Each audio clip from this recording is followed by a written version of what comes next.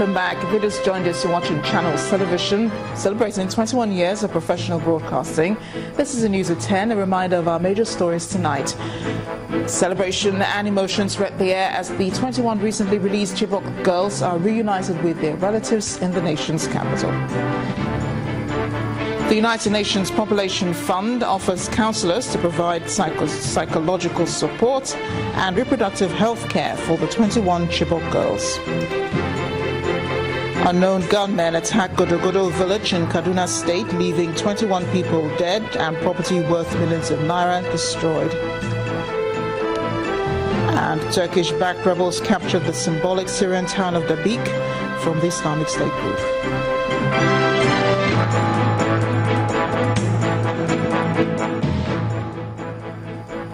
Just a reminder here that all our top stories can be found on our websites, channelstv.com and on youtube.com/channelsweb. Log on to m.channelstv.com to view us live on a mobile device. You can also download the Channels TV app for Android, iOS and Windows phones from their respective stores. And besides the news and updates, the Channels TV app has an eyewitness feature. We encourage you to use it to share those pictures, videos or news of happenings around you. Just install the app, then tap and swipe to reveal the eyewitness menu and follow the instructions.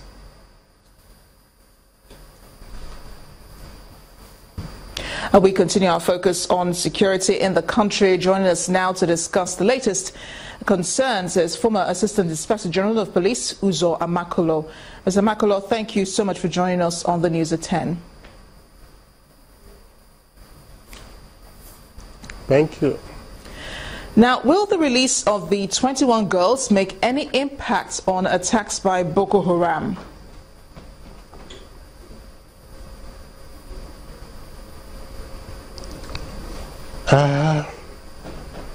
Of course, there will be some impact, but it is the degree and the extent of the impact that is a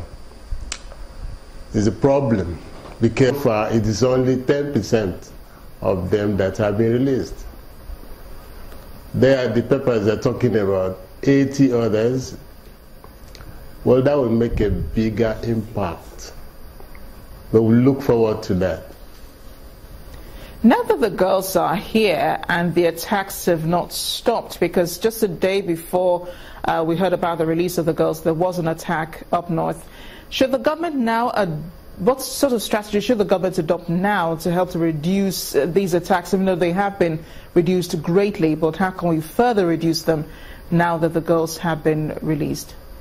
Some of them, I mean.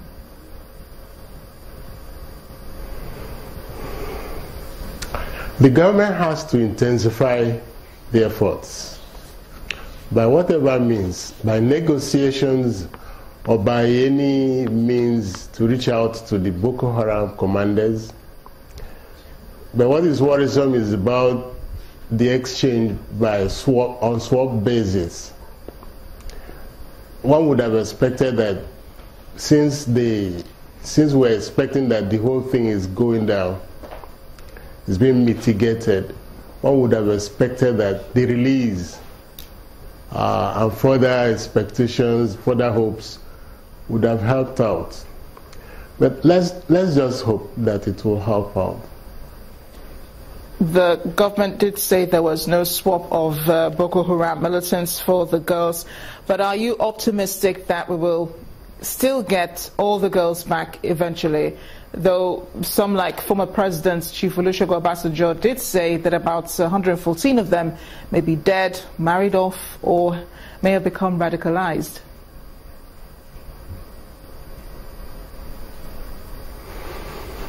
I don't think it will be right to that statistics will be wrong. More than 70% dead. That would be unfortunate. But whatever it is, we expect that if we have up to 80 persons more, that would add up to 100 and more like that. But there's no doubt that we would have lost a number of them by in various ways, and that is the worrisome aspect of it. the former president will have a better information.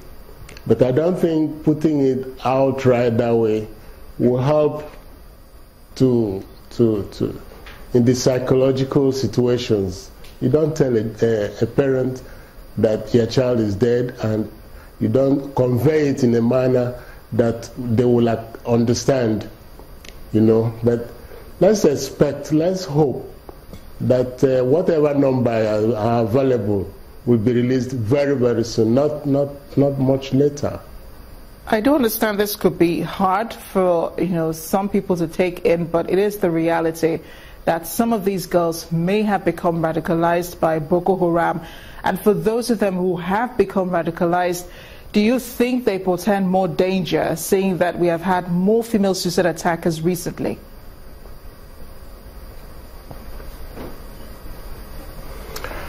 I don't think radicalization will be a major problem among them. They were in schools, and I don't see the motivation for radicalization.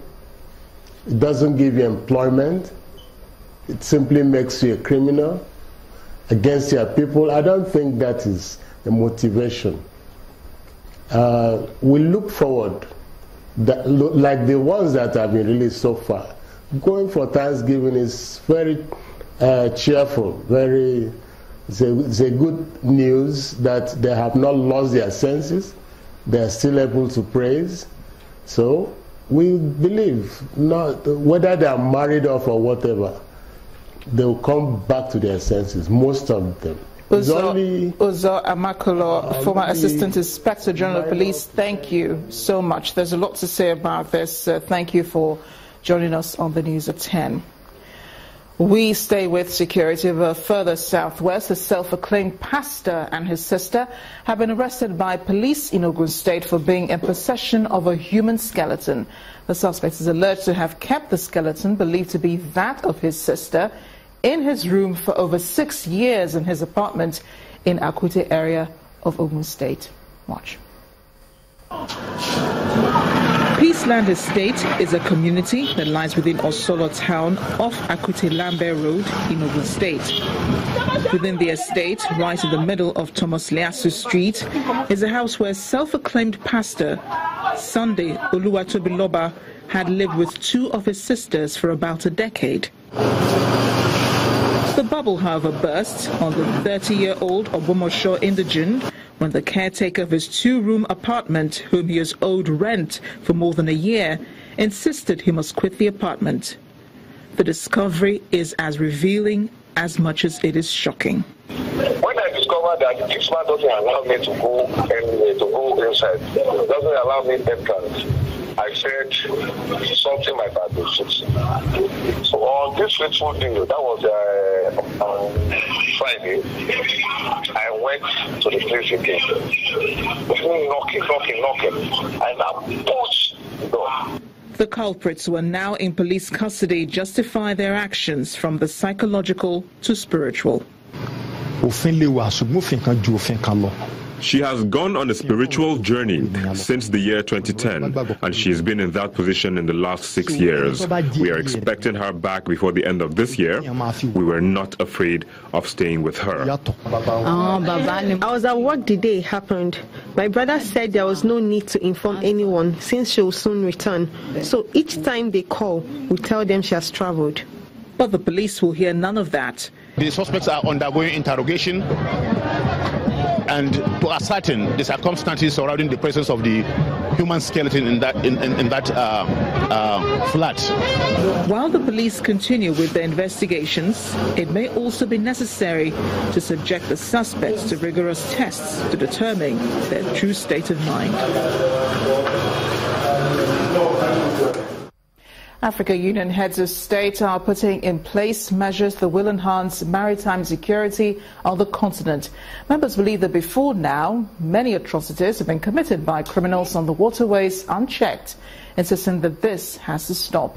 Our correspondent Omelogo Nadi, who covered the Africa Union summit in Lome, Togo, reports that the leaders are united in the fight against maritime vices. Nearly 3,000 delegates from 54 African countries and beyond are here in Lomé, Togo for the African Union Extraordinary Summit on Maritime Security and Development, which has as its focus the mapping out of an African strategy for the protection of the continent's seas. The target here is to provide peace, security and stability, and to make African maritime space the key driver for sustainable economic development on the continent through collective agreement. We need to have to define rules and regulations, to define appropriate mechanisms that will translate into action, our common will to act in a methodic and concerted fashion. But for this to happen, Africa needs to run like a cheetah. UN Economic Commission Executive Secretary says, prepared for the worst while expecting the best, amidst major challenges unlisted by the chairperson of the Regional Commission. Africa needs to own an African fleet of vessels, and that we should work towards African products being transported by Africa's own vessels. What we need is a much deeper understanding of the transformation that is required by the continent.